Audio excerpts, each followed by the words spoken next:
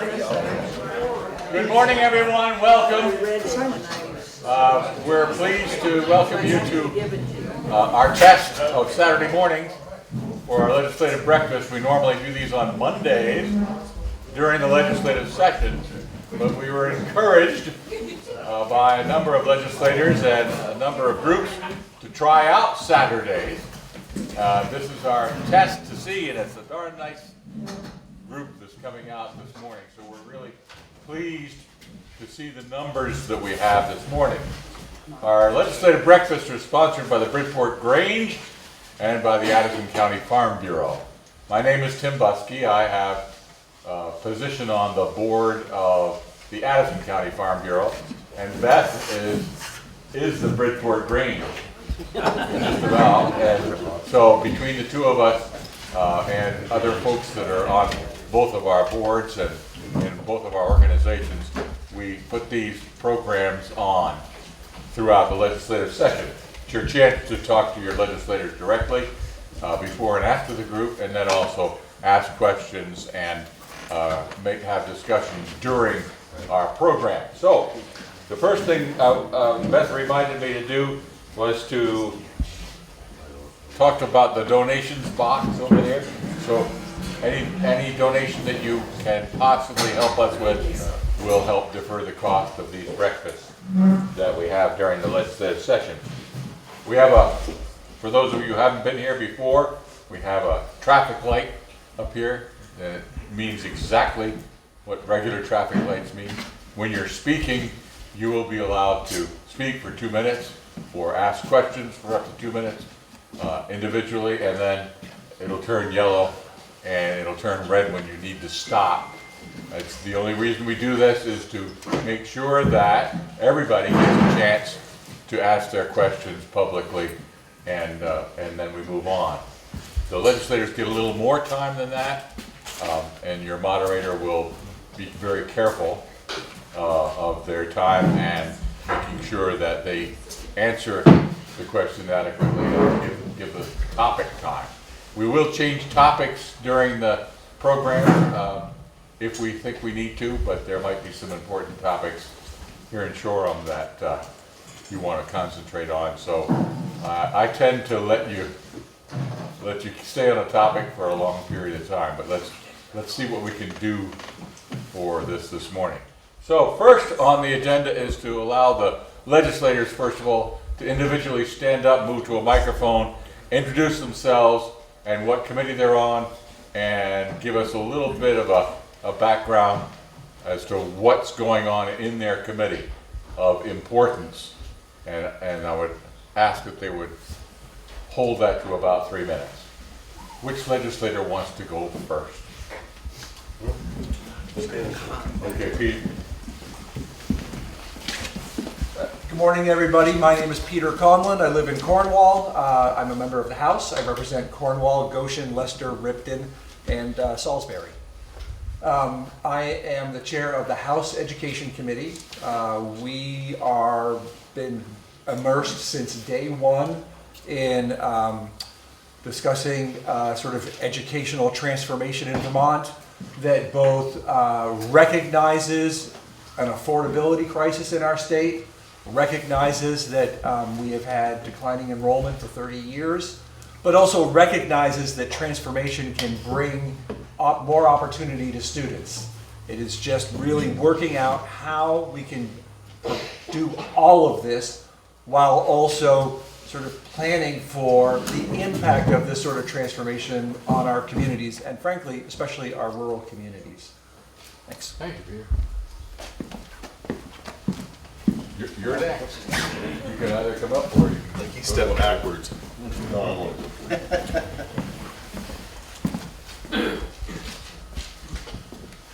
I am Jim Casey from down here in Hubbardton.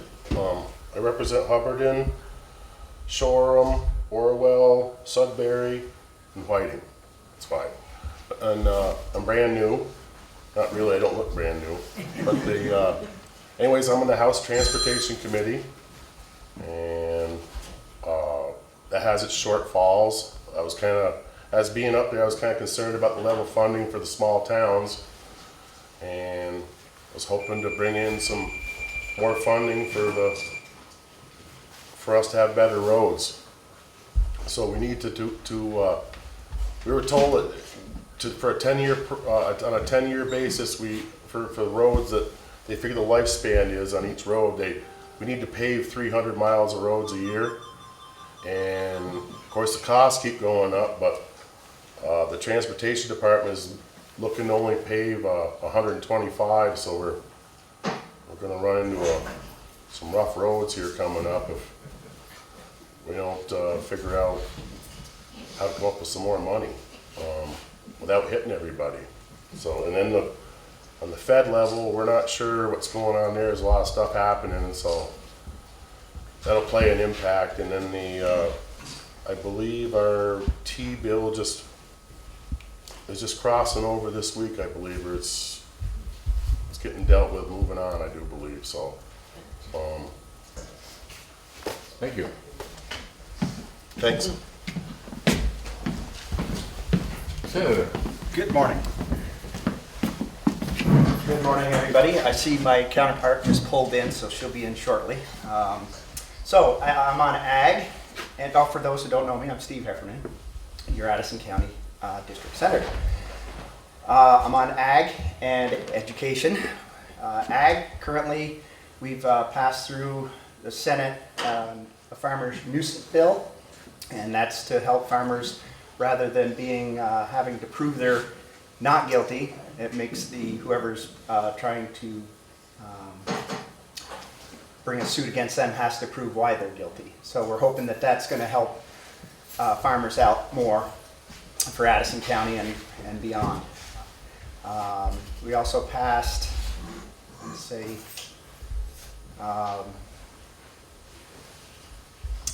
get up in front of you, my mind goes blank, I'm sorry. We passed, the Emergency Act. That made it through the Senate as well. It will go on to the House. That is if there is a climate event, that farmers will have some immediate money that they can apply for and get for crop damage, road damage, whatever the farmer needs to help them get transitioned into and be able to get back to farming quicker. Ruth Hardy actually sponsored that bill, and it was all passed favorably through the Senate, and it will go on to the House. Now the tough one, education. As Peter said, on the House side, it's going to be a challenge. Getting everybody to work together is a real challenge, as I'm finding out being new to the Senate. We had a meeting with the AOE yesterday, and of course, nobody really likes their plan, but at least they gave us a plan. So from there, we're going to work on that plan, and there will be more districts. Actually asked the AOE, the Supervisory Union Association, and Principals Association to get together and give us an idea of what they want to see. I don't think there's a person in this room that doesn't know that we have to do some type of change in our education system. And it's like herding cats, because everybody knows there needs to be a change, but nobody wants to step forward and help with the change. So we're going to keep working on that. And on to Ruth. Thank you.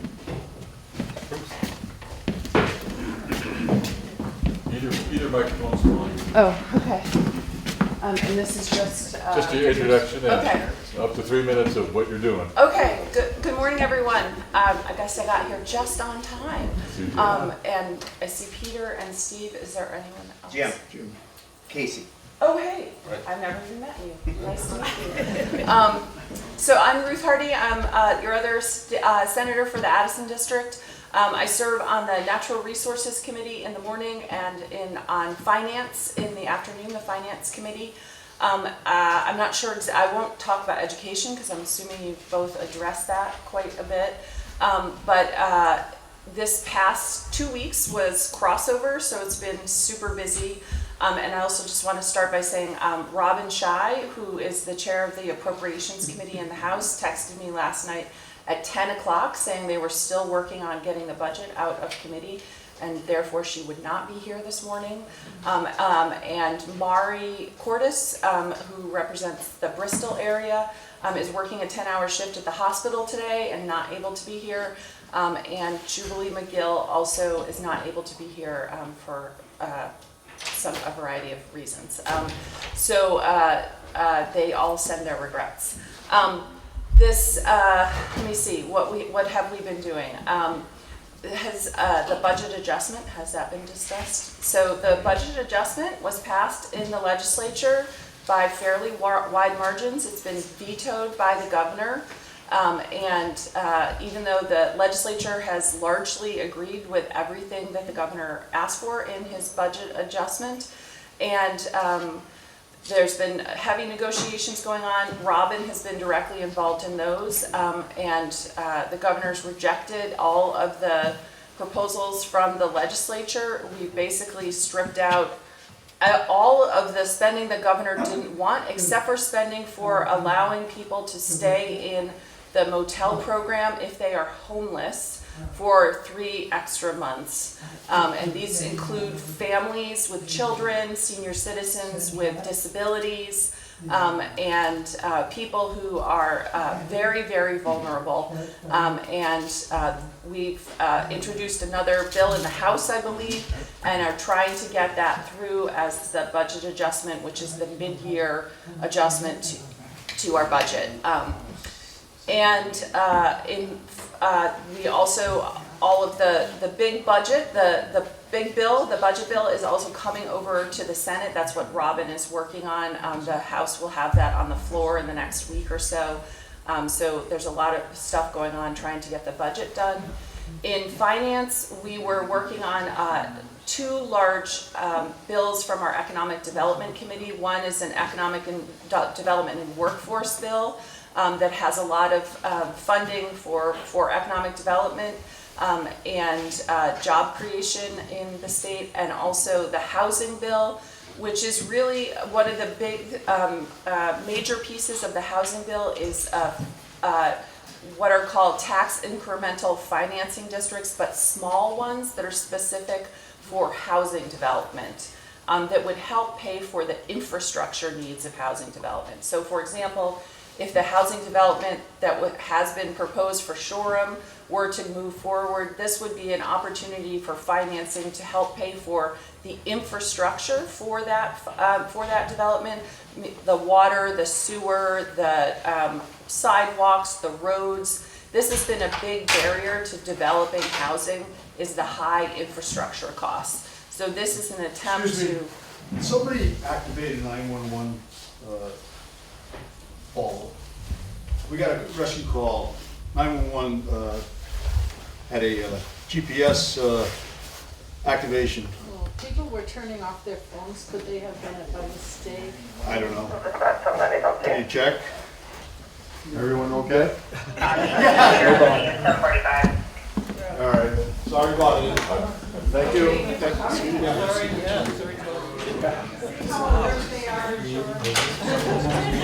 I'll try to keep a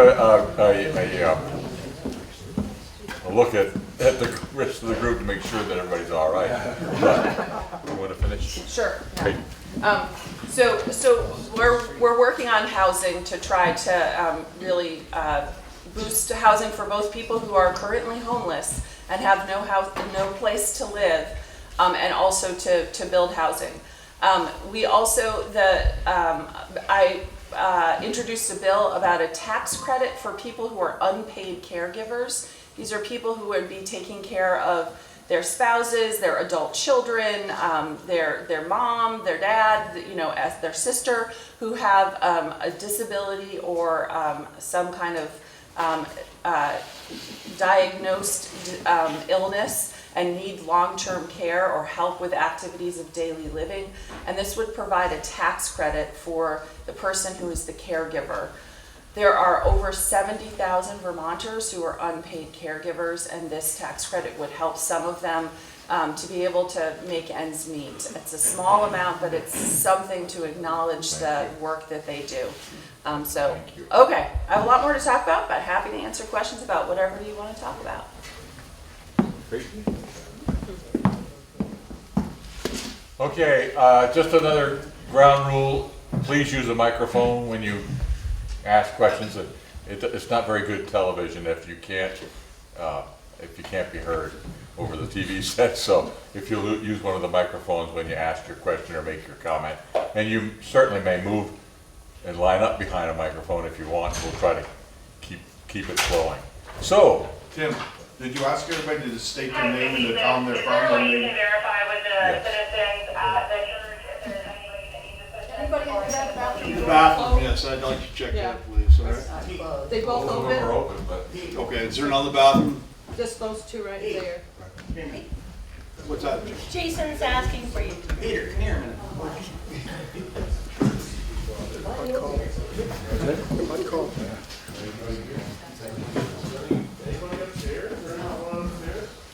Is it still going off?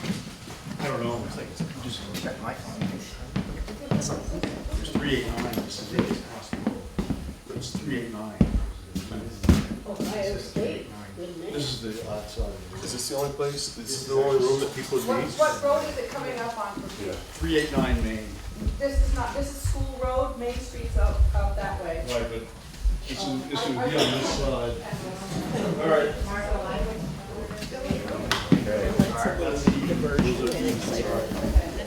All right, thank you. Sorry about it. Anybody in the parking lot? They have 2 minutes to. And, okay, sorry for the interruptions, but also necessary. So, if someone wants to start the conversation, please move to a microphone and we will recognize you. If you'll state your name and where you're from, that would be great. And ask a question or make your comment. Yes. Good morning, my name is Gail Wood and I live in Shoreham. And I first have a question for the audience and our representatives, anybody in the room. Raise your hand if you're familiar with the Vermont Youth Risk Survey. Okay. A lot of people haven't heard of it. Every other year, that survey is presented to all of the students beginning with 6th grade now. So these are 11, 12, 13 at the young end. And I have a big problem with the survey. When my oldest son first went to middle school a long time ago, he came home one day and he said, "Mom, you wouldn't believe the questions that they asked us on the survey." And I said, "Well, like what?" "Well, you know, it starts off very bland. Do you wear a bicycle helmet? Do you eat carrots? And blah, blah, blah, blah. Then you get down into it a ways, and I recommend everybody get a copy and read that and see if you want youth to be filling out and seeing the questions on this survey. Because as you get deeper, there's a whole section that changes to sex. When did you first have sexual intercourse? When did you first, this is like a 6th grader. When did you first have it? So then underneath there, it's multiple choice. The first answer is A, I have never had sexual intercourse. B, 8 or younger, 9, 10, 11, 12, and I'm not quoting it exactly, 14 or older. What does that tell my child? If he wants to be average, what's the best time to do that? That's the first question in there. And it continues, and every single one is an assumption that you have had sexual intercourse, followed by the first answer, I've never had sexual intercourse. And then the other options. Have you used drugs while you have sexual intercourse? I've never had sexual intercourse, blah, blah, blah, blah. Have you, drink? Please read that, get a copy, read it, and see if you agree that we should cease. They're taking most of a day or several hours out of a day of schooling to administer this. I'm pretty emotional about it, but I please, especially those on the education committee, please, thank you. I have a question for you. Yes. And I understand the sensitivity, especially at an early age. On the other hand, I guess my question is, how do you find out if that's going on? if you're not Only asking. if I had very good relationship with my children. But many people don't, and the child may, you know, put that information out there.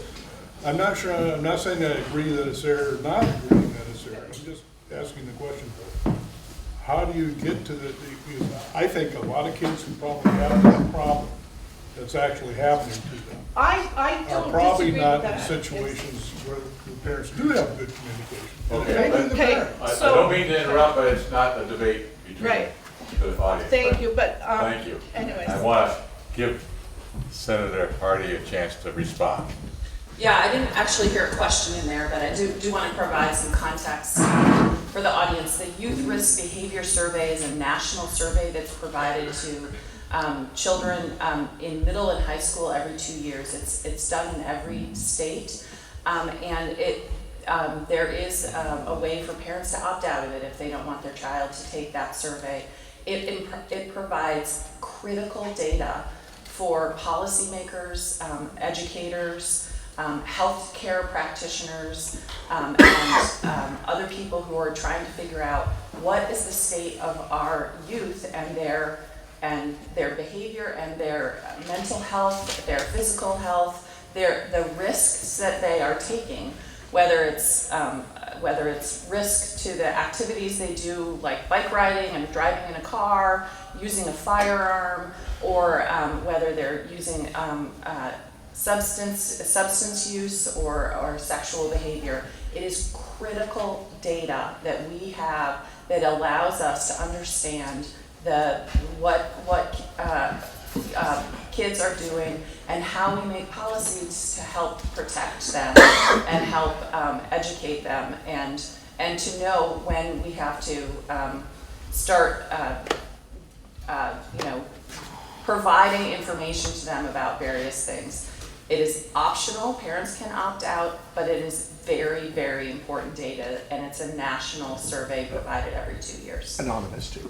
Yes, and it's anonymous, so that nobody's names are attached to it. It's just, and it's only used in aggregate, so to know for statewide what is going on with children. I have to add one little tidbit to that, is that well, I didn't need to use his name, but anyways, he said the kids say, just write down you did everything and you started way young. So I'm not so sure that the information is good to use. Okay, any other comments on that topic? Or questions or answers? If not, we can, okay, move to the microphone if you will. We'll stay on topic for just a second. Gardner Merriam from New Haven. I was just questioning, I just wondered how they determined what age to start that survey. That's the question. It does seem a little young. That's all my question is. So I guess that was to Ruth Hardy. Well, as I said, it's a national survey, so I'm not involved in determining it, but I believe it starts at age 12. So, sixth grade, 7th grade. Is that Peter's view? No, sixth. I think 7th grade, 6th grade, middle school. So I think it starts at age 12. Okay. We can move on if you want. You've got the microphone. Thank you. Ed Payne, report. I was wondering if we're going to be able to do anything on that 3-acre rule for our fairs and stuff, because if that keeps up, we aren't going to have any fairs, and that would be a damn shame. Okay, thank you. Senator? So I serve on the Natural Resources Committee, and this is a topic that we will be working on. For context for the audience, the 3-acre rule is part of our water quality standards. There was a bill passed in 2015 before I think any of us were in the legislature that was all in for clean water in order to help lower the pollution that's going into Lake Champlain and There was, part of it was this 3-acre rule for, and it's 3 acres of impervious surface. So essentially 3 acres of parking lots and other types of impervious surfaces. It's caused some concerns and expenses Return to the station. Have a great day. for certain developments. There's a bill in the House that just passed the House Environment Committee that's coming over to the Senate Natural Resources Committee. I have not actually seen the bill, but it is a bill to address some of the concerns with the 3-acre rule. So I should have more to report in the next few weeks. So I literally don't actually know yet what's in the bill, but I've been told that it should help address this issue. So stay tuned, I guess. So Ag also addressed this issue. There was 4 fairs affected. The one that's going to affect the most that literally almost can't do anything to correct it is the state fair down in Rutland. We're going to try to put, you might not know this yet, we might try to put an exemption just for the Rutland Fair. Addison, they realize they can do it, so it's not going to, yes, it costs money. That's about the only thing that really hurts is the money. And I think Lamoille, and there was one other I can't remember, that we're having problems with this 3-acre rule. We even talked to A&R and asked, they only meet once a year. Yes, they have events that go out through the year, but they have one really good week that impacts that soil that much. They still have impervious surfaces, but it's just regular water. It's not, you don't have foot traffic, you don't have animal traffic, but they have, they would have nothing to do with that. They're like, nope, rules are rules. And that sometimes is frustrating. But we are going to try to exempt Rutland, just one. Okay, thank you. Next, who's next? Step right up. Hi, I'm Shannon Hill, Bristol, Vermont, Fort Hills Farm. I'm also currently the Executive Director of Vermont Dairy Producers Alliance. I just want to say thank you to everyone on Senate Ag who has worked on moving forward the Right to Farm bill. That the bill needed updating, and it was way behind the times. It wasn't keeping up with what we do now. I am concerned about S100, which is the new CAFO, which I'm sure most of you farmers in here will know what that means. So for us medium and large farms, it's additional, how do I say this, policing of what we do every day. Vermont is already one of the most highly regulated states for agriculture, and although we are supporting S100, I'm hoping that when we move forward, that as a stakeholder, that you'll be included in this discussion, and that our rights won't be trampled on really for Conservation Law Foundation and other interest groups that are really trying to drive the conversation. Thank you. The Right to Farm bill, I think it was S45, actually was in the Judiciary Committee. It's a judiciary bill because it involves litigation issues. And that just passed the Senate and is heading over to the House. Both Senator Heffernan and I voted for it. The S100, or now there's a sort of a sister bill to it, which is what, S124, Steve? Something like that. That's the newest one? I think so, the one that came out of your committee. So S100 was a bill that I introduced at the request of the Agency of Natural Resources and the Agency of Agriculture.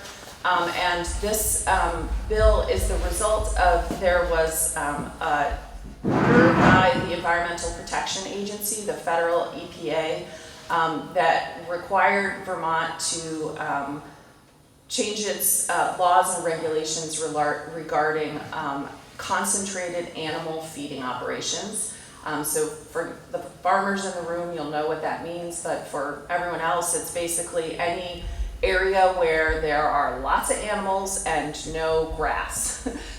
So barns, stables, milk houses, chicken houses, everything you can think of that houses animals where they're fed and taken care of, but not pasture land. So there are required regulations from the Environmental Protection Agency, and what they said was that Vermont was not basically abiding by those regulations. So they have ordered Vermont to change the way that they regulate CAFOs for large, medium, and small farms.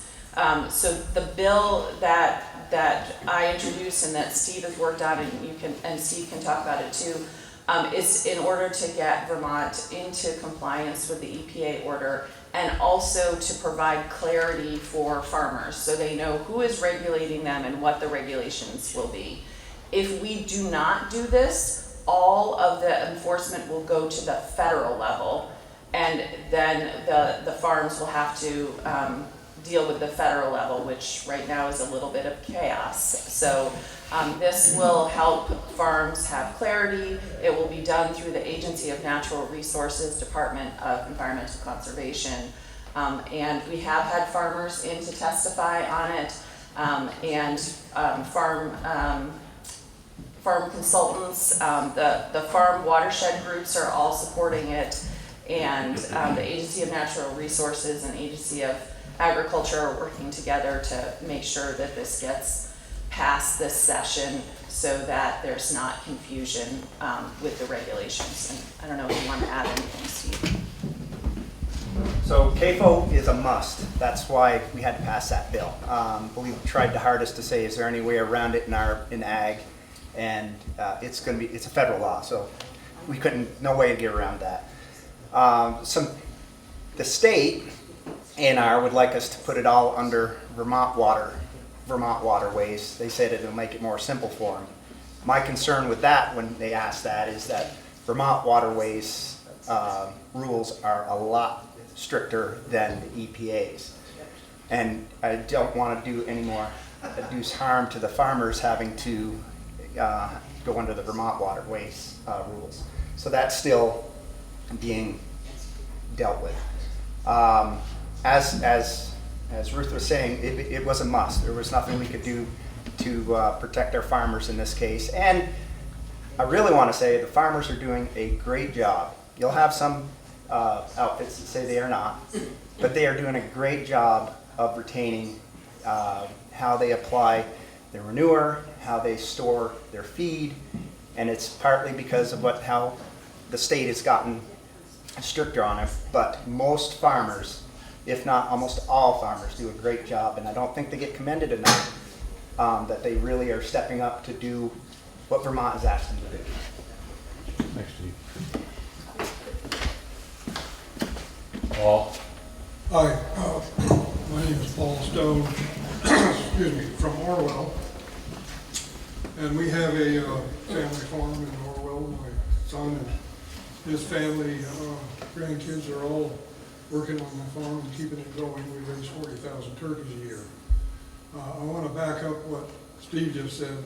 It's really important to keep the regulation of this CAFO business as simple as possible and as much with the Department of Agency of Agriculture as possible, because they are more experienced in working with farmers than the Agency of Natural Resources. So, but another topic is avian influenza or bird flu, and I'm very concerned about that. It's spread by wild birds, especially migratory birds flying over and other animals. And we have had instances in Vermont where flocks have been infected by bird flu and have to be euthanized. That means completely killed and taken away.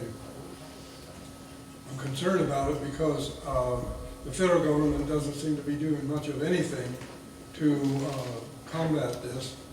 And I wrote letters to all the ag committees in the Senate and the House asking for at least a resolution to be sent to the Department of Agriculture in Washington to speed up their action on combating and helping us with this bird flu issue. And I haven't heard from anybody yet, so maybe that's dead, but maybe it can go ahead. I really hope that the Senate and the House Agriculture Committees can do something to try to get the federal government to move. Thank you. Hey, Paul, thanks for your question. First, on your first point about the CAFO regulation, Unfortunately, the feds are requiring that the Agency of Natural Resources be the regulator for the CAFO law. So that's not an option. It's gonna have to be A&R. In terms of the influenza, you did reach out to me. I did get back to you, and I also talked to the Secretary of Agriculture about your concerns. I believe he has an avian flu task force. I suggested that he reach out to you directly, and I don't know if he has, but I suggested to him that he do that. I think he would have much more direct line to talking to the feds about the avian flu issue than a resolution would. I'm happy to work with Steve in drafting a resolution. I'm not sure that would be the most effective. I think it would be much more effective to have Secretary Tebbetts talk directly to his counterparts, to the extent that his counterparts still work at the Agency of Ag at the federal level, to see what he can do through that. So if you haven't already talked to Anson, then I suggest that's the best line of communication. I've talked to Anson Tebbetts, this on? Yes. I've talked to Anson Tebbetts several times, and he seems to be kind of aloof. I'm not sure he's all that interested in this, but Emily Buskey is, and Tim Buskey's daughter, who's now state veterinarian, is very interested and very helpful. Thank you. That's good. So, Ruth addressed what I wanted to say, that ANR does have to be the lead on the CAFOs, but they are going to be joined with somebody from the Agency of Agriculture when they make the visits, because one, the Ag Department probably knows better who might be in violation. All large farms, medium farms will be inspected at some point, but they know who may or may not be in compliance right now, and that's that. And the biggest issue is that Vermont has never issued a CAFO, and that's why some special interest groups put a complaint into the EPA, and that's why this is all coming about. On the bird flu, that we did talk about it in committee with the state veterinarian, with Anson Tebbetts. Not much they can do from what I understand, because like you said, they're coming in wide flocks of birds. I guess they may have the vaccination, but until we get a large outbreak, they said that wasn't an option as of yet.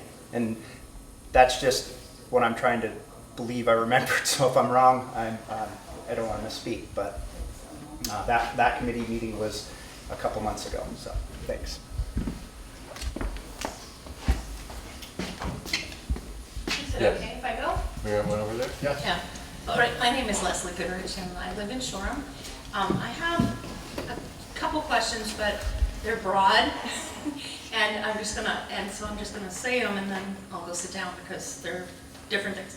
First of all, I wanted to know how much money the state of Vermont receives from the federal government to support education in this, given what we see crumbling before us. There's two ways that I know that monies come in, and one is through Medicaid that supports special education services and services in our schools that might be for nursing, etc. So that's one avenue, and the other just straight up funds to support our schools. So should that change? I'm curious as how much money that is. And the other is about health insurance. How many people, how much money comes into the state to support health insurance for children and youth that are not necessarily employed?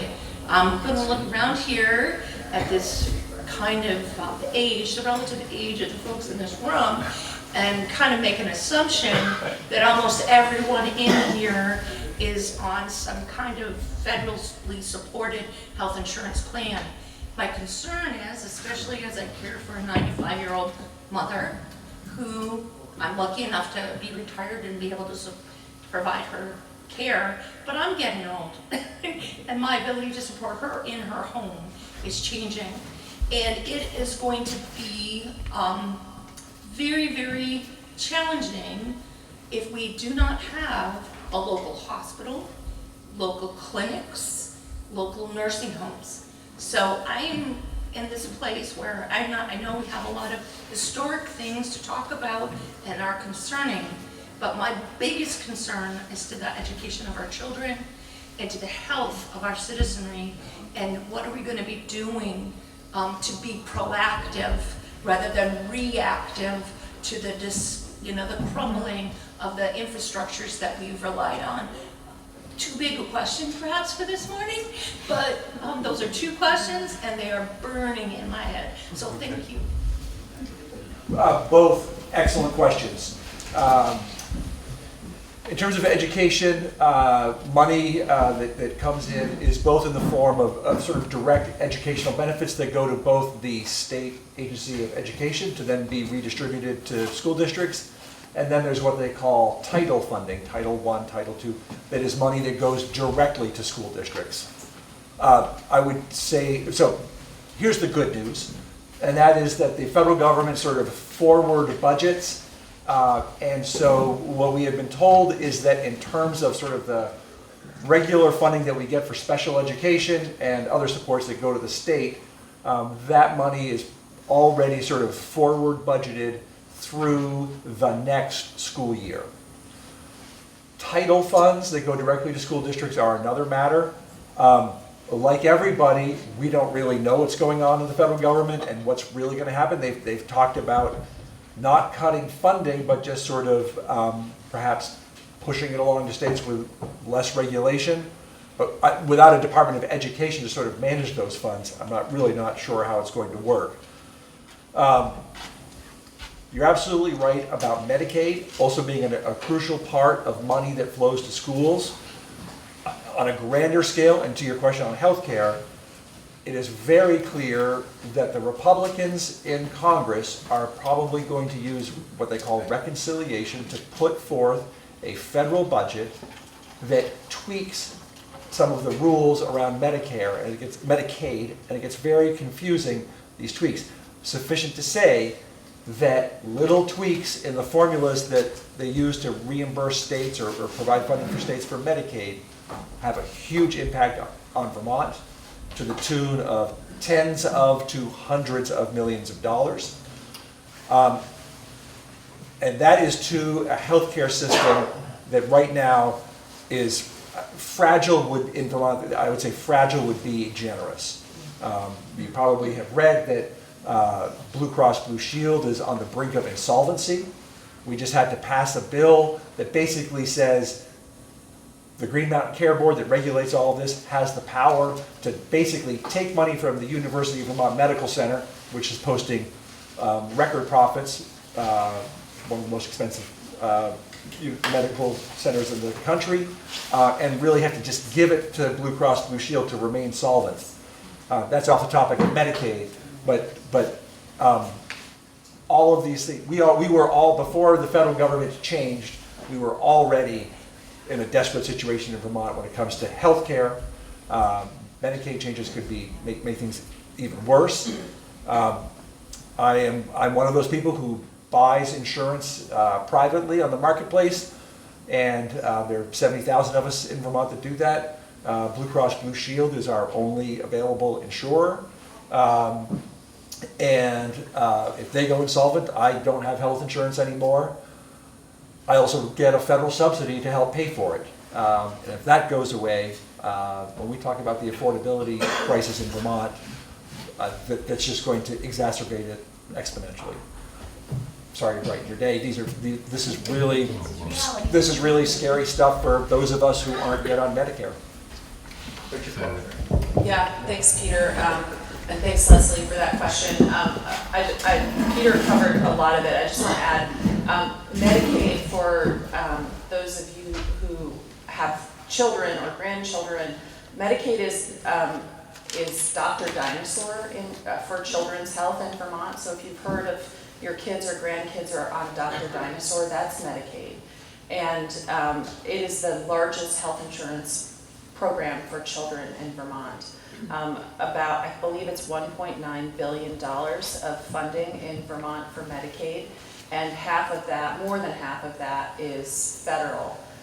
So the little tweaks to Medicaid will be devastating to the state of Vermont and devastating to every single one of us in this room, period.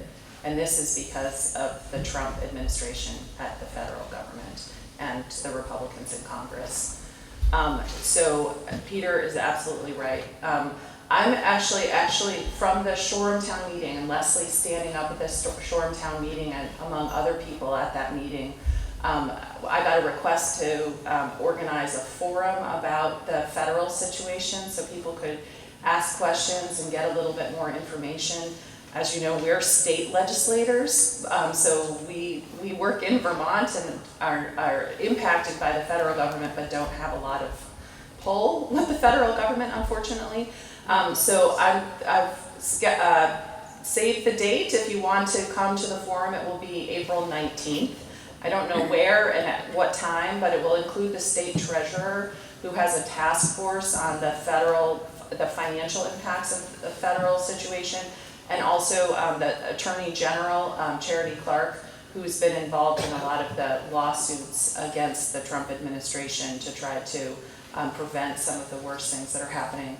There may be others too, but Saturday, April 19th, and I'll let everybody know more details as I have them. Thank you. Okay, more questions? More comments? Yes. My name is Sharon Tierra, and I live in Shoreham.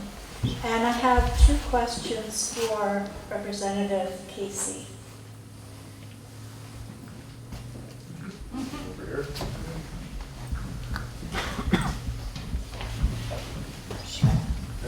Back in November during the election season, I looked for information about you because I knew that you were running, and I couldn't find anything anywhere. And I noticed that still on the legislative website, you don't have a biography. So if you could just tell me a little bit more about yourself and particularly what you value. So that's question one. And then question two, I'm just a little bit confused about H60, which is one of the bills that you co-sponsored. And I'm trying to understand what is the problem that that bill addresses. With all the bills that are out there, I need a little bit more information on what, I got signed on to a few bills. What specifically does it do? Sure, so H60 adds, it talks about discrimination based on a person's immunization status, which means their immunization history. It adds that, it adds immunization as a possible discrimination. It adds it to the whole list of, you can't discriminate on terms of gender or sex or race, those kind of things. And it adds immunization status to that whole list of things that can't be discriminated against. I wonder if you could tell me why. I believe I was concerned about people's privacy. That's maybe I looked at it wrong. I'm new, but I kind of looked at it as a there was a lot of like people that want to go get hired at a job, and if their immunization status was an issue, whether they could get that job or not. I was thinking I didn't want that to be an issue. I'll be honest with you, I didn't sit there, and there's so many bills coming, so we're upwards of what, pushing towards 500, and I'm trying to go through and learn a little bit about each one of them when basically I've been a carpenter for 40 years, and so this is kind of new to me. I am a selectman, and so that's what I was thinking, I'll be honest with you. I didn't put, I just got there, and I didn't look at all the other ways that it could have impacted, so I guess I apologize if my view was narrow-minded, but I thought it was if somebody wanted a job, they shouldn't be held back from having a job because of their immunization status. Now, if I read that wrong, I apologize. We get explained to us in a short form. So, and then as far as who I am, I'm Jim Casey. I'm from the town of Hubbardton. Been around here my whole life. I'm a builder. You know, it's been the building trades, been a selectman for, this is my 14th year. I wear a few hats. You know, I mean, I don't know if I'm perfect at every one of them. I know when I ran, nobody was interested in running. So I stood up to do my civic duty. That's what, you know, and as far as my values, I see my money not going as far as it used to. And so rather than sit around and chew about it, I thought I'd step up and try to help. Yeah, I don't know if that, and as far as pictures and this and that, I'll be honest with you, I don't like my picture taken. That's all it is. I'm a private person. If somebody wanted to call me up and say, hey Jim, tell me a little bit about you, fine. But I gotta admit, I'm not used to being, you know, I just wanted to help out. I didn't want to really, you know, get a screenshot for Hollywood, I guess is what I could say. And you know, I'm a private person. I apologize for that.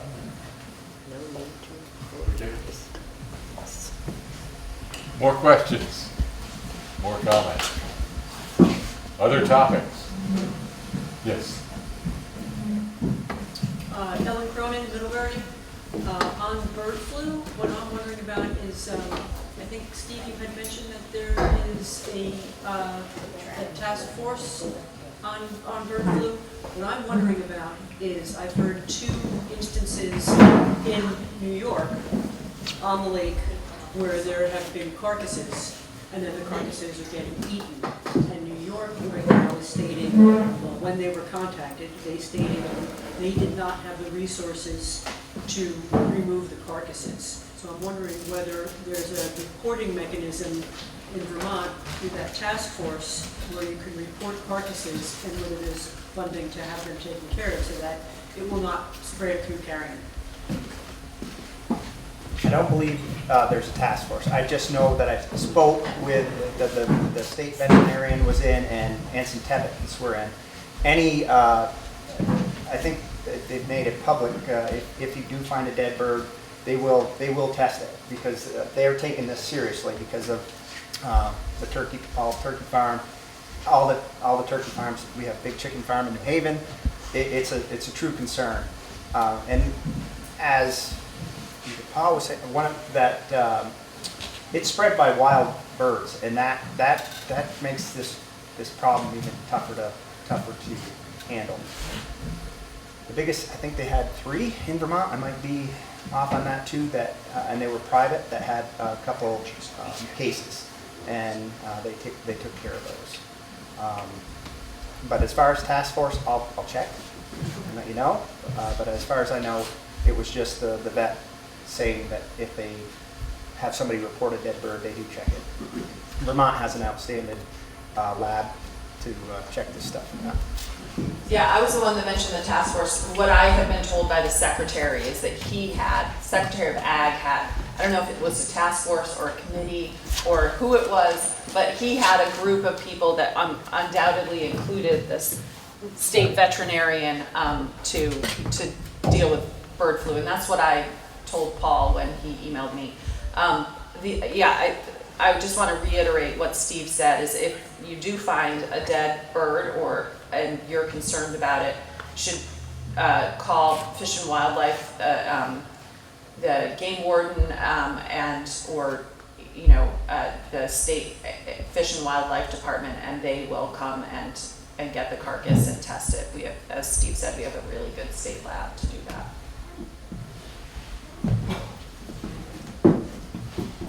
Okay, other topics? Yes. Anything made for the average person doesn't work for me. Holly Putterbaugh from Middlebury. Thank you, sir. That's fine. Sing away.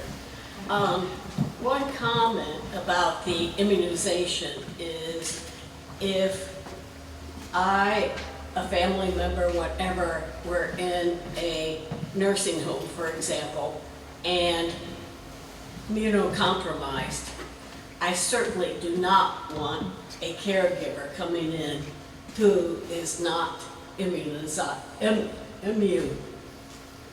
who has not had their shots, and potentially infecting me. So I don't think it's just a matter of privacy. It's a matter of protecting the people that you work with. Second question is, April 1st is not far away, and I know there is a great deal of struggle about what's going to happen with the hotel-motel program. Comments, what is going to happen? Senator? Senior Senator. So, as I said in my opening remarks, this has been a back and forth between the governor and the legislature. We have prioritized making sure that people have housing.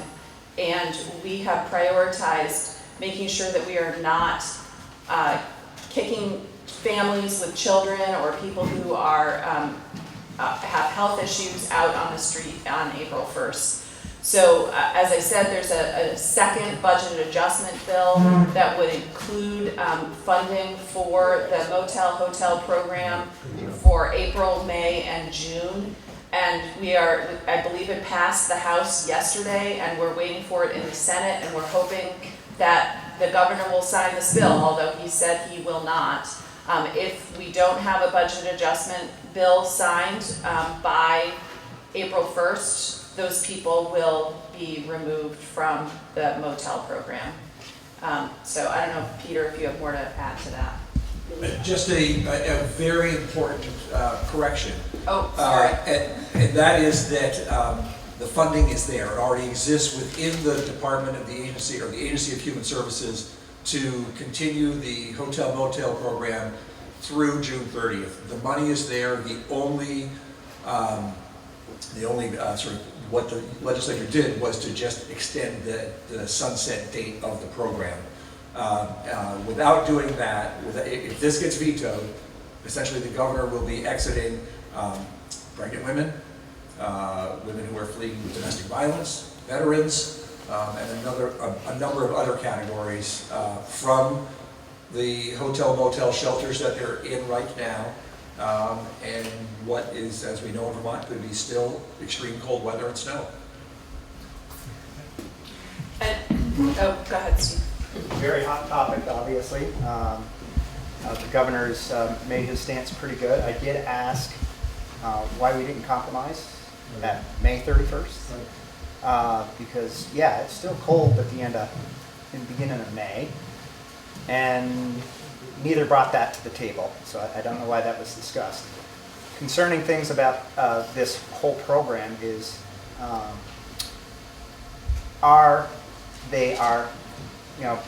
don't think we don't care about the homeless, but are they Vermonters? If we should make sure we're taking care of our residents first, get them, and then, because we do get an influx of out-of-state people during the season. What's the percentage? What's that? What's the percentage? I'm still working on that. They're all like, well, we get some, but we can't. I said, that's something we need to know. 4%. Immigration problems? I'm not sure about that either. So, but that was just some concerns on our side, or my concerns, I shouldn't even say our side, that one, yes, I don't want to see anybody homeless, but two, I want to take care of our fellow Vermonters, and then if there's room, others may. But it's important to take care of our own first. And I hope that they come to agreement that May 31st would be a good alternative, but we'll see. So I just want to follow up to say that there is absolutely no evidence that the people in the hotel and motel program are not Vermonters. They are Vermonters. Everyone who lives in Vermont is a Vermonter. We are all Vermonters. Yeah. How many years have we got to live here? I've been here 40. I'm not a Vermonter. So we have, and I cannot get people's name, but it happens quite often down in Rutland.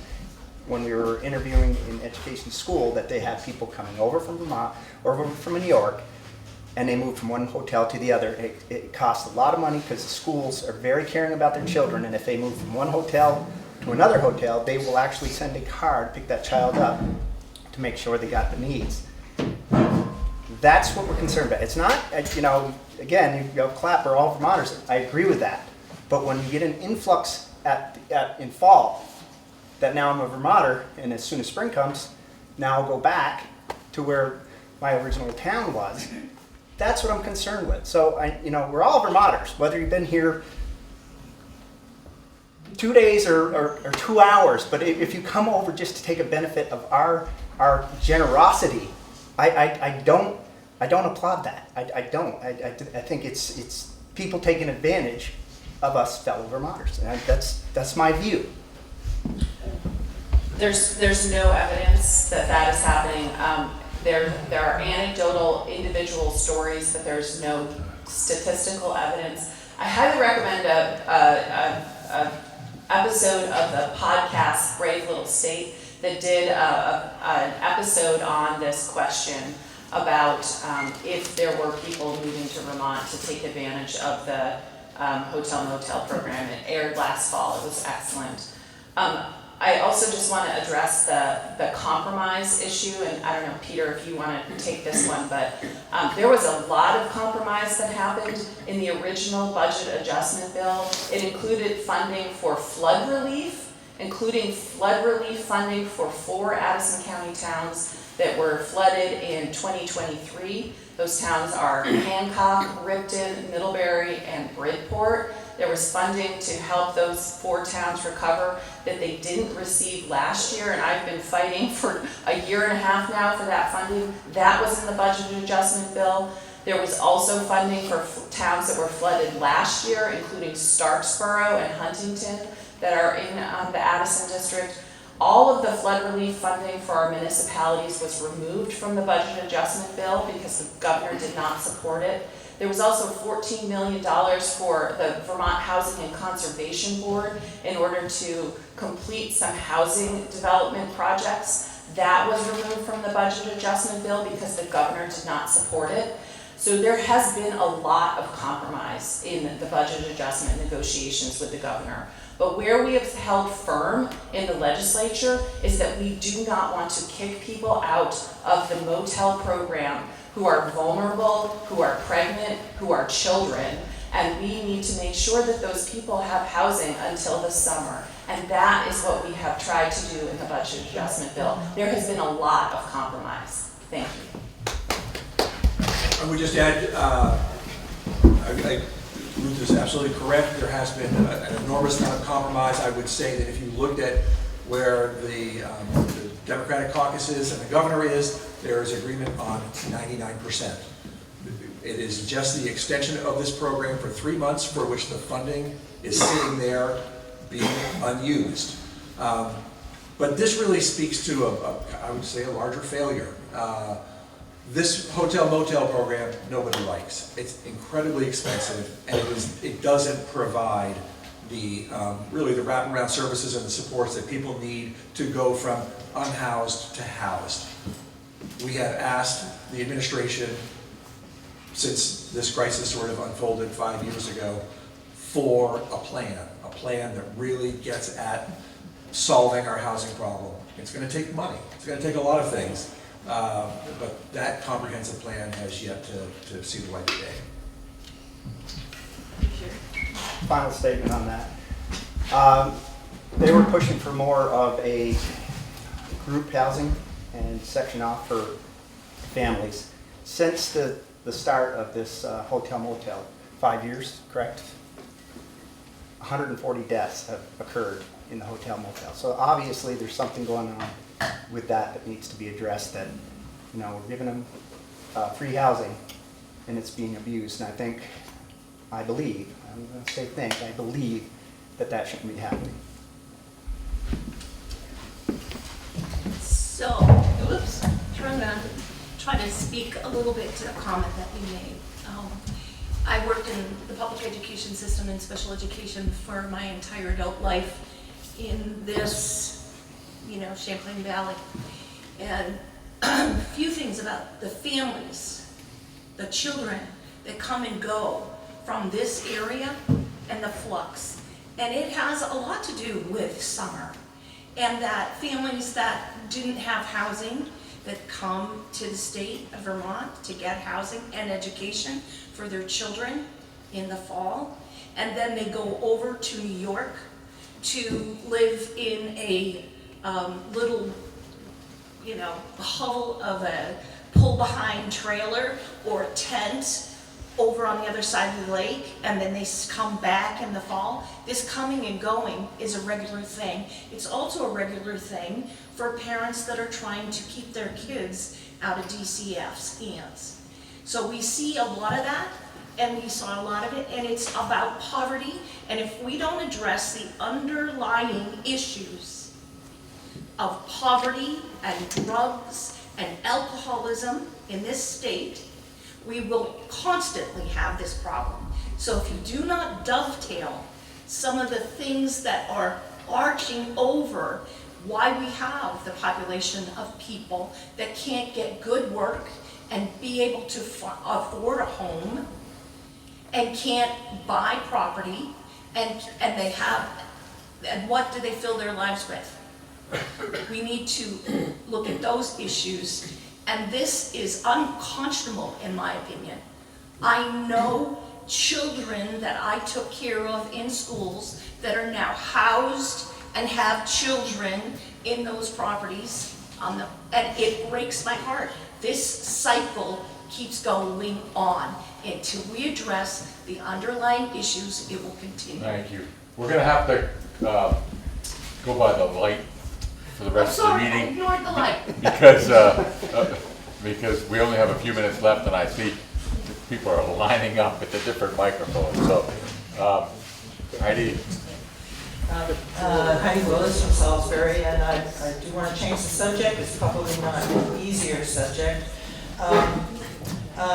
We kind of danced around it earlier when we referred to what's happening at the federal level and the things that are crumbling at the federal level.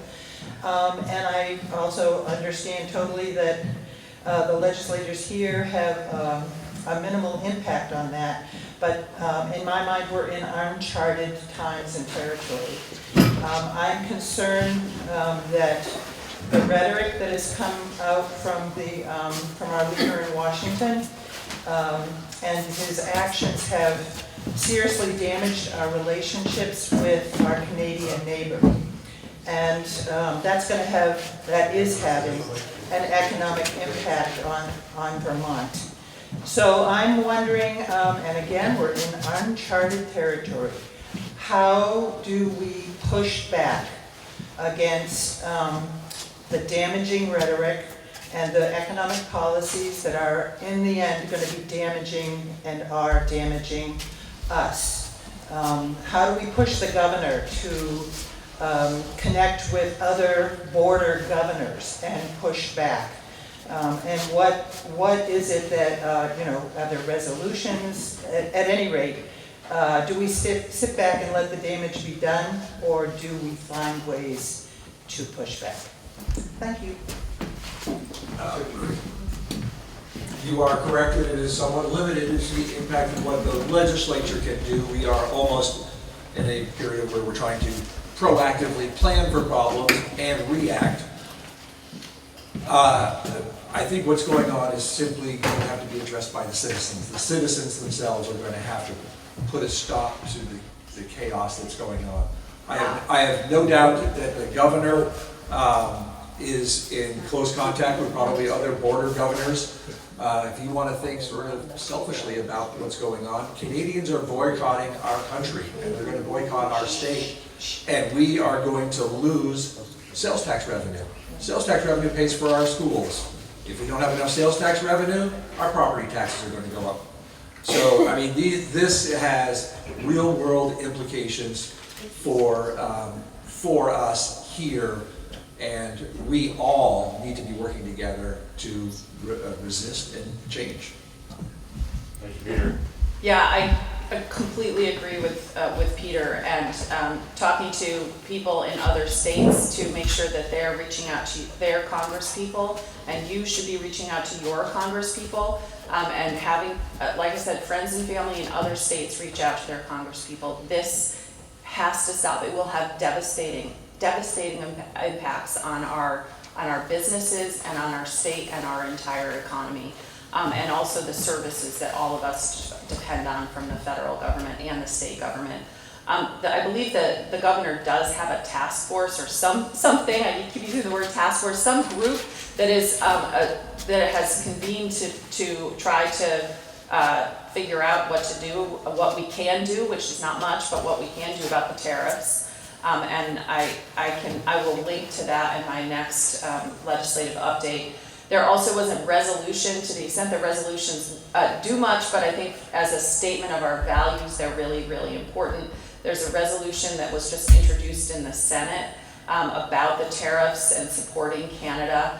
I believe it was sponsored by all of us, all 30 of us, so a tripartisan resolution supporting Canada and asking Trump to remove the tariffs. It's very strongly worded, and that should be passed within the next couple of weeks. So I think that on this, we're doing what we can, which is we don't have a lot of power, but the power of the people is, I think, as what Rep. Conlon said, is really where we have to do, and it's Vermonters, but also our friends and family who live in other states, and making sure they're raising their voices as well.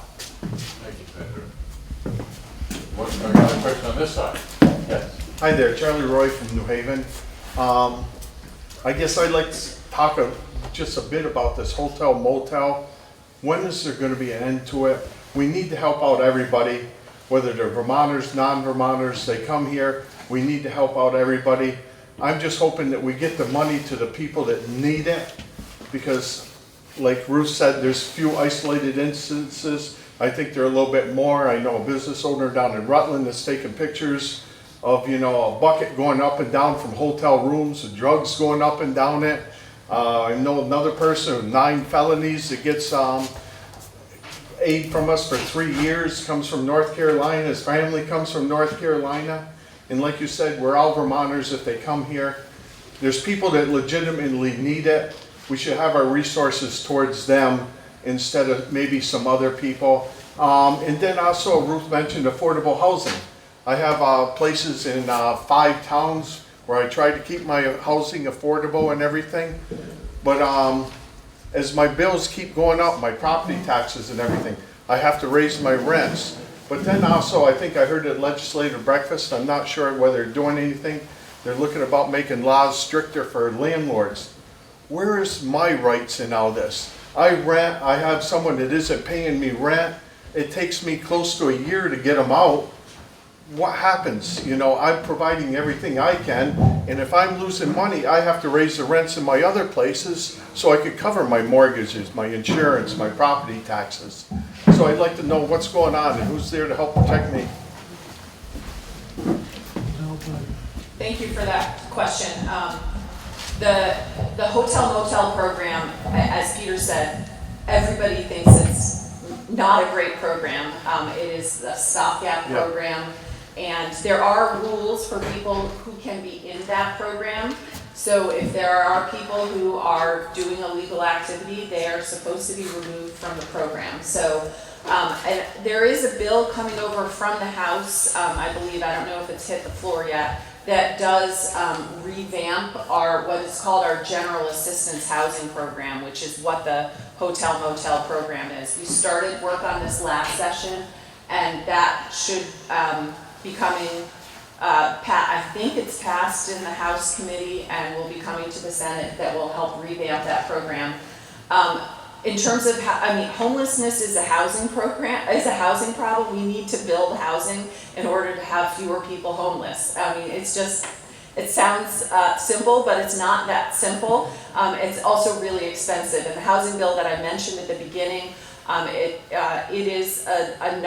we've put an enormous amount of money into housing over the last few years. Can you remember? It's like 500 million, some huge number, a lot of money into housing over the last few years. And we are starting to see some of the benefits of that.